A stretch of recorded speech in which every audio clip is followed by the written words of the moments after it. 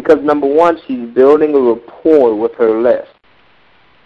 And that's what you want to do. You want to build relationships. You want to follow the examples that the Fortune 500 and the Fortune 1,000 companies set.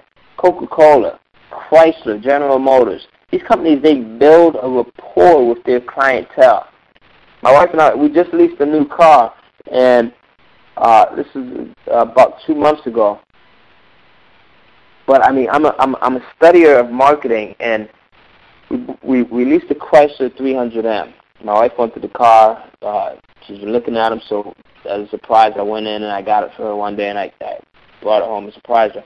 Now, after that, the company, they kept in contact with me by sending me thank you notes. They sent me a thank you postcard. They sent me several follow-up thank you calls, and this was after I made the purchase.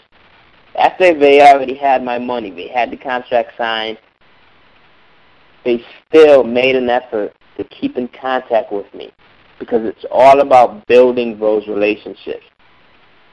And that's what you can do with this opt-in form. So by Vicky allowing her, sending out this message that says, come out to my show, you can get in for free, she's building rapport. She's nurturing those relationships. And what that's going to do is that's going to let her list members be able to appreciate her even more. So now at this same show, they're probably going to buy a CD from her. They're probably going to buy a T-shirt from her.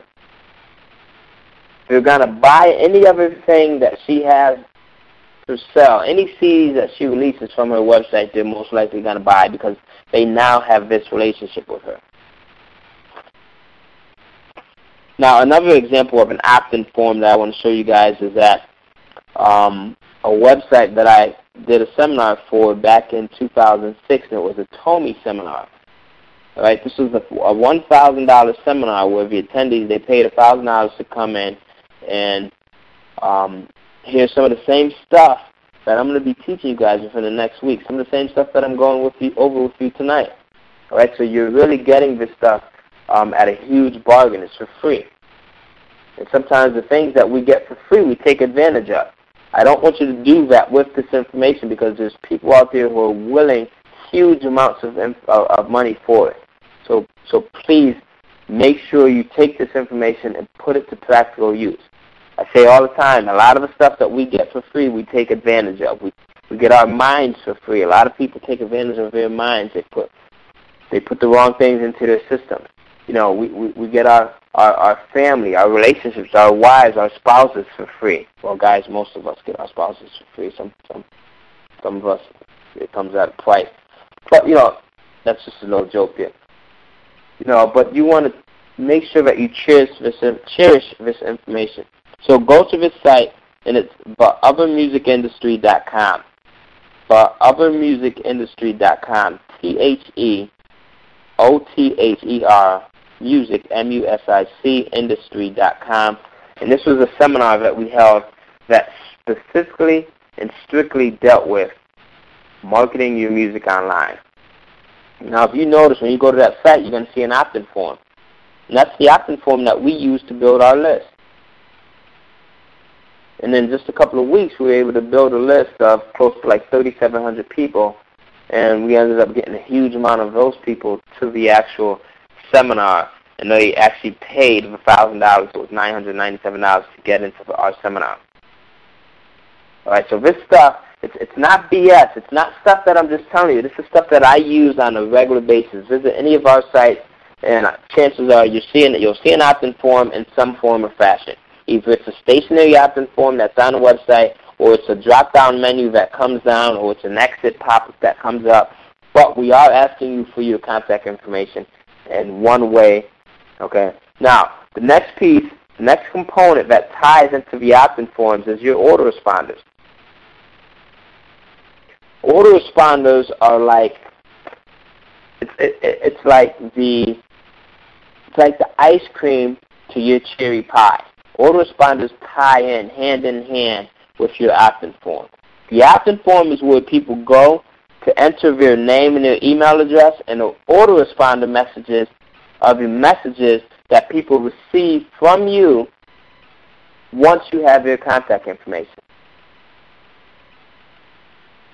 Right? So with an autoresponder account, and you can get an autoresponder account by going to www.tycohen.com/AR. But with an autoresponder account, you can set up a series of messages, a series of email messages that you can set to go out at a predetermined time. So you can have one message go out immediately. As soon as someone enters their name and their email address in your opt-in form, you can have them receive an email message from you that says, "Hey, Johnny, thank you for visiting my site. Thank you for requesting my free MP3 downloads or my free reports," or whatever it is. You know, I value your time. I know that your time is really, really valuable. And I just wanted to send you this note to say thank you and I appreciate you for stopping by. And then 2 days later or 7 days later, you can have another message that goes out and says, "Hey, Johnny, remember me? It's Ty. You stopped by my site, theothermusicindustry.com, 5 days ago," and you can put elements in there that actually say when the user stopped by. 5 days ago, and you requested a couple of free copies of my MP3 downloads. Have you had time to listen to them yet? I hope so, because there's some of my best songs that I've put on the site for you. I want you to specifically listen to track number 3, Sweet Home Alabama. That's one of my favorite songs. I wrote it when I was riding home on a railroad train from Georgia, etc., etc., etc. You know, get personal with some of these emails. People want to hear about you. And then you can have another one that goes out, you know, a week later or 3 days later.